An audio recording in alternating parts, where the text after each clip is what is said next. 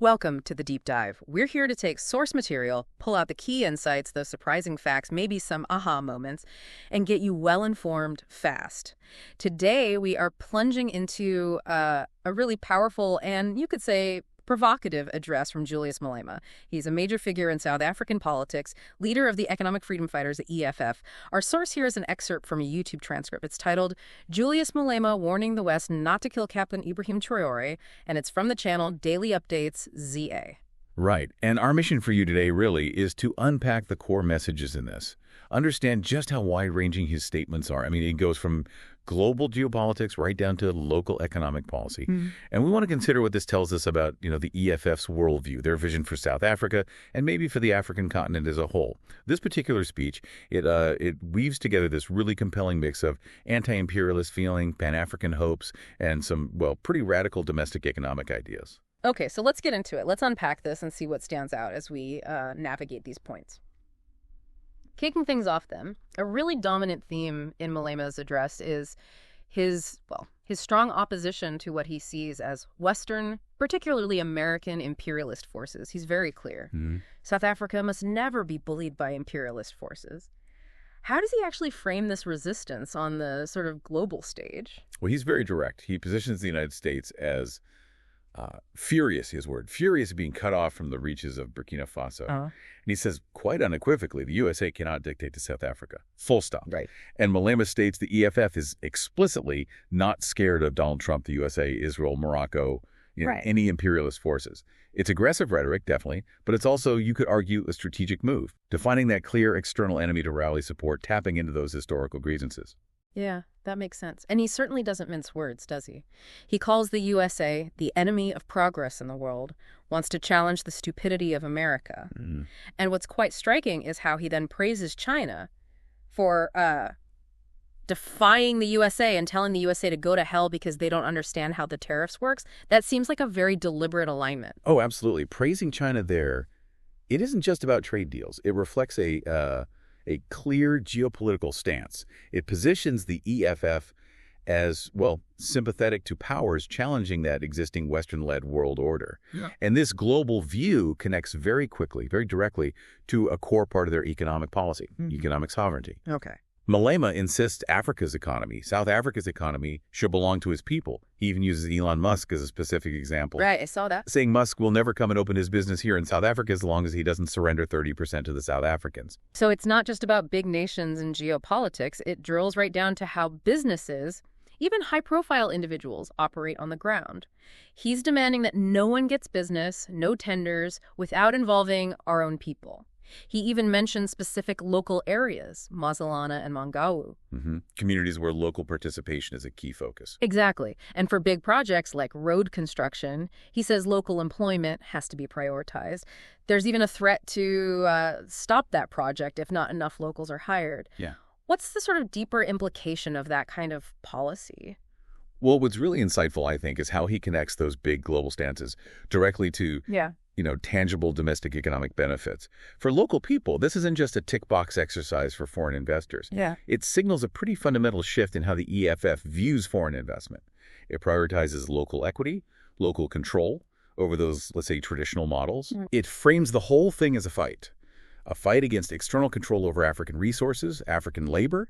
It links the world stage right down to the individual's job, their livelihood, and potentially challenges some established global trade norms in the process. Okay, so beyond that direct challenge to global powers, Mullen also talks a lot about international solidarity, supporting various groups, causes around the world, particularly those seen as oppressed. Yes, definitely. He expresses very strong support for Captain Ibrahim Traore of Burkina Faso.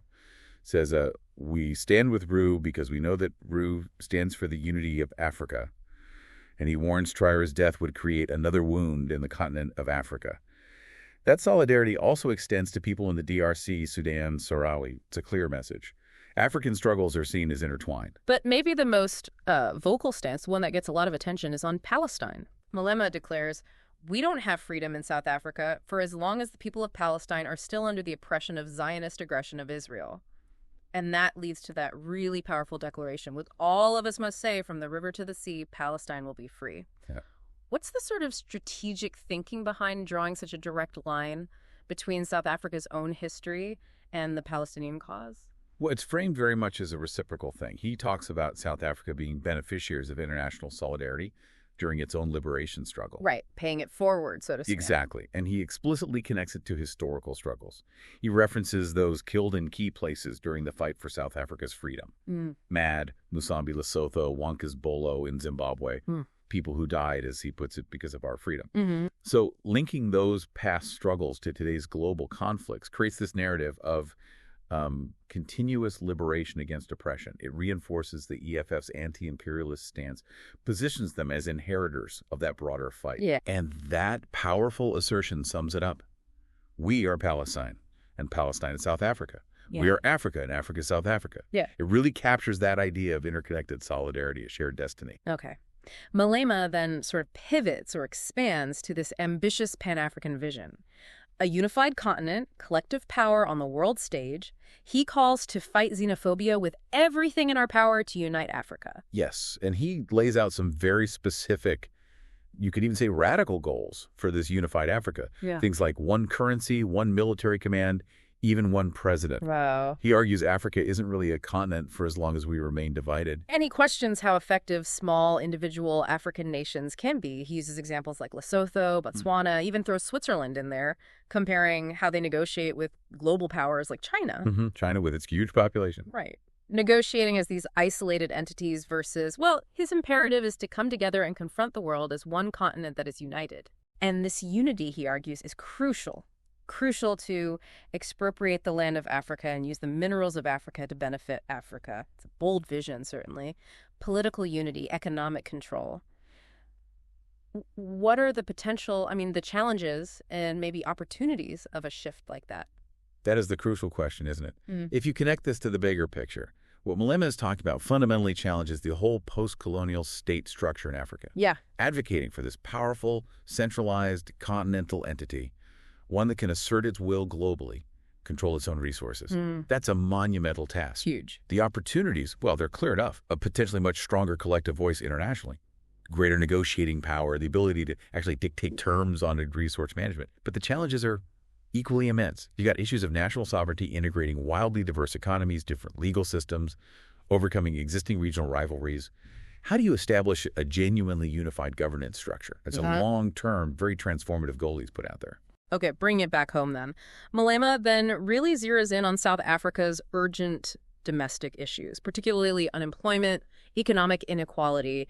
He highlights the widespread joblessness, especially among young people, says they're discouraged. They'd rather spend, 50 or 100 rand on bread than on transport to even look for jobs. Yeah, and he's very critical of the ruling ANC here. Says they have no plan to create jobs. Well, the EFF, on the other hand, positions itself as the only solution for job creation, and they have three key policies for that. Right, the main pillars. Exactly. Expropriation of land without compensation. Then nationalization of mines and strategic sectors of our economy.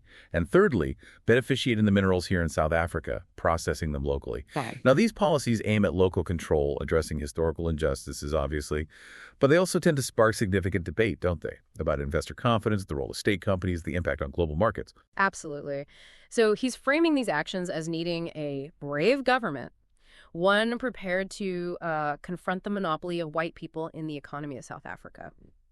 And then the address ends with this extremely confrontational call to action for EFF members, using really stark, violent imagery. Shoot to kill a man, shoot to kill the poor, the farmer. It's powerful, maybe jarring rhetoric, but it really underscores the intensity of the EFF's commitment to their vision of radical change and their willingness to use that kind of language. Yeah. I think this deep dive into Malema's address, it really reveals a consistent ideology, doesn't it? It's all interconnected. From fiercely opposing external influence, advocating for a united Africa, right through to proposing these radical economic shifts within South Africa itself. The core message seems to be one of self-determination, resource control, and the strong sense of Pan-African solidarity. Exactly. And it really hammers home how his worldview sees these global and local struggles as just intrinsically linked, driven by this deep commitment to what they would define as, true liberation, economic justice for Africans. So as you reflect on all of this, here's maybe a provocative thought to leave you with. How do these EFF proposals for African unity, for economic independence, how do they really challenge the existing global order and those traditional frameworks we have of national sovereignty and international trade? Something to think about. How these ideas might resonate or maybe provoke around the world. We hope you found this deep dive informative and hopefully thought-provoking.